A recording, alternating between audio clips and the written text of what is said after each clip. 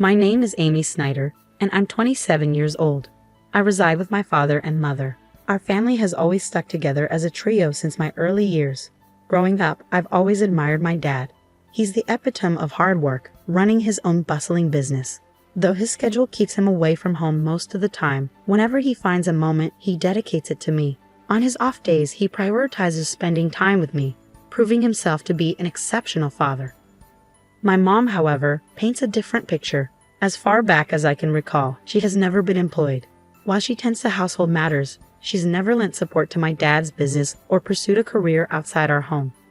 Despite our comfortable lifestyle, with my mom often seen socializing and attending events, her lack of involvement in my life has left me feeling somewhat neglected. There were moments of profound loneliness, but my dad's unwavering presence always filled that void. He understood the indifference my mom held towards me and made it his mission to ensure I never felt neglected or alone. As I grew older, my mother's tendency to break promises became apparent. While my dad's commitments were steadfast, my mother's casual approach to promises left me disillusioned. I learned not to hold her pledges in high regard. Conversely, my dad's reliability and trustworthiness garnered my admiration. I even entertained thoughts of joining his company after graduating from university. Being the only child, I saw it as a way to honor my father's legacy and continue his work. Upon reaching my 20s, my father began imparting invaluable wisdom during our outings for drinks. Meanwhile, my mother's involvement in my life remained superficial.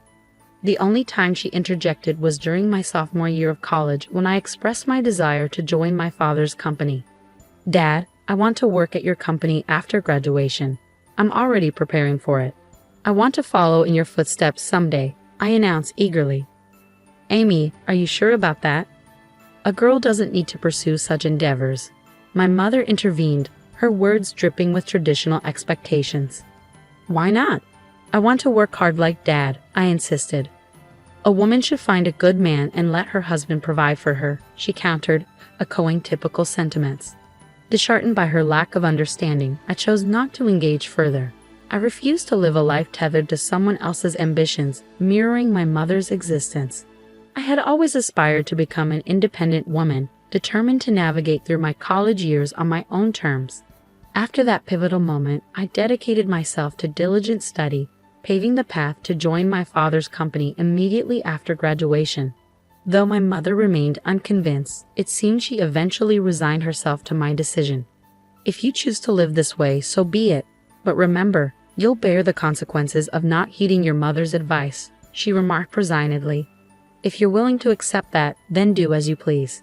So I followed her directive by stepping into my father's company, inadvertently widening the chasm between my mother and me. Conversely, my bond with my father deepened as we spent more time together. Reflecting on it now, I realized my mother wasn't pleased with the turn of events. Upon joining my father's company, he invested considerable effort in my training, which, unbeknownst to me, was driven by his declining health. It took him nearly half a year to acquaint me with the intricacies of the job before he collapsed at our workplace, swiftly whisked away to the hospital. Over the next 5 years, he valiantly battled his illness. "Emmy, how's the company faring without your dad?" my mother inquired, her concern veiled by skepticism. "It's challenging, but everyone's rallying behind me. Dad entrusted me with everything I need," I replied confidently. "Well, as long as that's the case, just ensure you don't leave the company to ruin as the second generation," she cautioned, her words tinged with apprehension. "You lack any genuine interest or affection for the company. You're merely preoccupied with others' perceptions," I retorted, disheartened by her lack of faith. During my father's illness, our disagreements were frequent. Despite his weakening state, he made sporadic visits to the company, emphasizing its significance.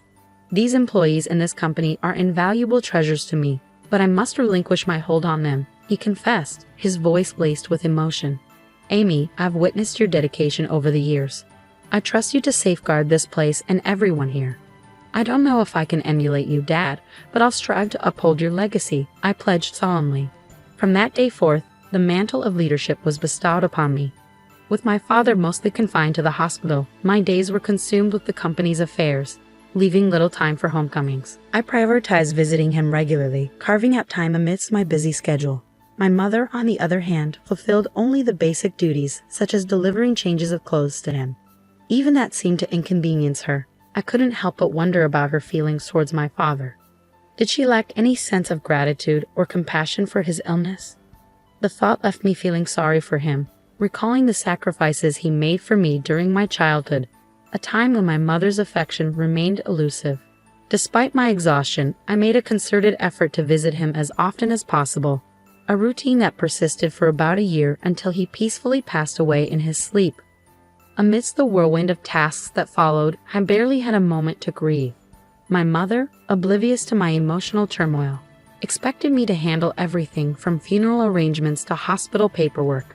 Realistically, I knew I couldn't rely on my mother, who had never ventured beyond the confines of our home. So I silently assumed responsibility for the myriad tasks. The day after the funeral, my mother broached the subject. "Amy, now that the funeral's over, you've settled down, haven't you?" she inquired.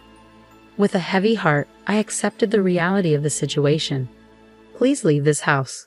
I've just inherited 200 million yen, so I have no use for you anymore." "Thank you," she declared, as though it were a mere formality. Her words stung, but I had anticipated them. Further discussion seemed futile. Did she truly believe that wealth could replace familial bonds and absolve her of responsibility? With a multitude of questions swirling in my mind, I made the decision to depart. The next day, I arranged for the sale of all belongings associated with me, leaving my mother utterly surprised at the speed of my departure. I had meticulously planned my departure, but I harbored a secret from my mother. Despite her claim of inheriting 200 million yen, my father had entrusted all financial matters to me, designating me as the sole inheritor. Not a single yen remained for my mother, a decision my father made adamantly while he was still in good health. "Your mother lacks the understanding of money management or prudent spending. I want you to provide her with monthly household expenses," he instructed me. "If she receives a lump sum, she's likely to squander it immediately. If she protests, refuse to give her a penny." Though my father's last words were spoken in jest, he handed me an SD card containing a video message addressed to my mother. While I never envisioned showing it to her, recent events suggested its necessity might arise sooner than later. After my departure, I anticipated my mother would reach out to me, but her summons came sooner than expected. "Come home immediately," she demanded over the phone. "I'm working, Mom. What's the matter?" I replied, feeling a pang of annoyance. "I just need to talk to you." "Please come quickly," she insisted. With a sigh, I reluctantly headed back to our family home, clutching the SD card in my hand. As soon as my mother laid eyes on me, she launched into accusations. "You absconded with all of your father's inheritance, didn't you? I knew something was amiss when you left so abruptly. Hand over your father's inheritance to me now," she demanded, her greed palpable. "How selfish can you be? You can't even fulfill your duties as a mother," I retorted, my frustration simmering. In response, I silently extended the SD card to her. Confused, she inspected it. "What's this?" she queried. "I suppose you don't even know how to watch this," I remarked, masking my disappointment. I retrieved my laptop, inserted the SD card, and played the video. On the screen, my father appeared, as vibrant as I remembered him. I couldn't help but wonder how my mother would react to this video letter. Silently, I exited the room, leaving her to watch it alone. I had never witnessed my mother defy my father before, but now, in the wake of his passing, would his words resonate with her? Upon returning to the room, I found my mother in tears, her emotions laid bare. I was taken aback, my mother, shedding tears over a video of my late father. I was intrigued by the contents of the video letter he had left for her, but hesitated to watch it myself. Consequently, I remained clueless about the cause of her tears. "Mom, are you okay?" I inquired, concern lacing my voice. "Yes, I'll be fine. For now, I understand. I'll adhere to your father's wishes and entrust everything to you from now on. Please, go home for today. Call me once you've had time to gather yourself," she replied, her tone subdued. Sensing her desire for privacy, I left promptly, pondering over how my father had managed to silence my mother. Questions swirled in my mind as I made my way home. Nearly a month passed without any communication from my mother, prompting concern to gnaw at me. During my lunch break, I decided to pay a visit to my parents' house, hoping to check on her. However, she wasn't home. That evening, I returned once more, relieved to find the lights on. Sorry for dropping in unexpectedly. I came by this afternoon, but you weren't home, so I grew concerned. I explained upon seeing her. I'm sorry, I was out for my part-time job during the day, my mother explained upon my return. A part-time job? I echoed incredulously. My understanding of my mother painted her as someone vehemently opposed to work. How had it come to this? Didn't you watch that video? It was a video letter addressed to you. I retorted, baffled by her sudden change in behavior. You can take it home. You should watch it too, Amy. Can I watch it? I asked, extending the SD card to her. Very well, she acquiesced, passing it back to me. Feeling a twinge of apprehension, I returned to the office and settled at my father's desk. With a deep breath, I played the video. Honey, if you're watching this, it means you've not been able to communicate with Amy. First of all, thank you so much for helping me raise Amy until now. Without you, I don't think I could have managed the company while bringing up Amy. My father's voice resonated through the room. As his words continued, a sense of unease crept over me. Then he uttered something unexpected, something that shook me to my core. You've taken care of Amy, even though she is not your child, and I have nothing but gratitude for you.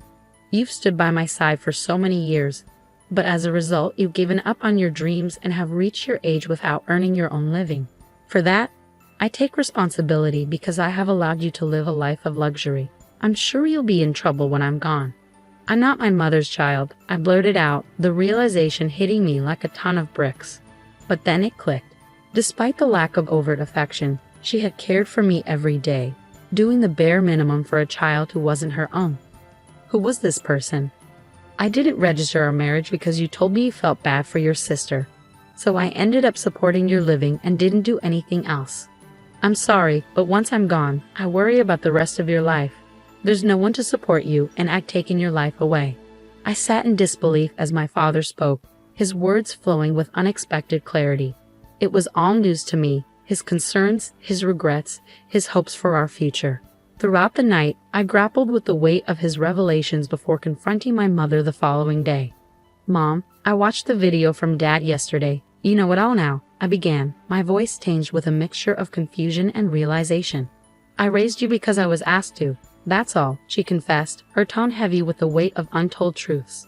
What happened to my biological mother? I pressed, seeking clarity amidst the swirling chaos of newfound information. You were the child of my sister and your father, she explained somberly. My sister died right after giving birth to you, and I promised your distressed father that I would help raise Amy. I would become your mother. With her revelation, everything fell into place, even the parts I had previously only imagined. I learned of my mother's sacrifice, how she had set aside her own dreams to fulfill her promise to my father. I recalled how my mother used to work in a diner, her vibrant spirit and dedication palpable. Her dream had been to own her own diner, yet when she chose to become my mother, she shelved that dream. However, inspired by my father's words and prompted by the memory of her deferred dream, my mother made a decision. She resolved to reclaim that dream, embarking on a journey to pursue it once more. Currently, she is undergoing training as a part-timer, determined to turn her dream of owning a diner into reality. I should have done this earlier. Working is fun and suits me. I had no idea, so it's my fault you didn't work. I'm really sorry for not knowing anything, my mother admitted, her tone filled with regret. It's not your fault, Amy. I made the decision myself. But I'm not good with children, so I couldn't handle you well.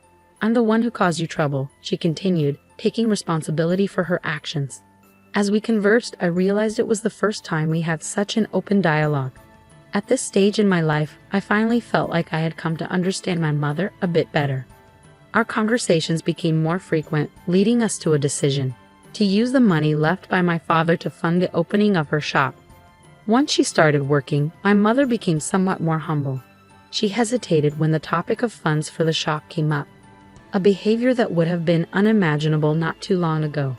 While maintaining my regular job, I also assisted with the opening of her diner.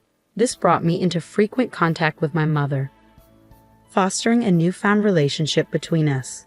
Regarding living expenses, she insisted on managing them with her own income, refusing to accept help from my father's inheritance.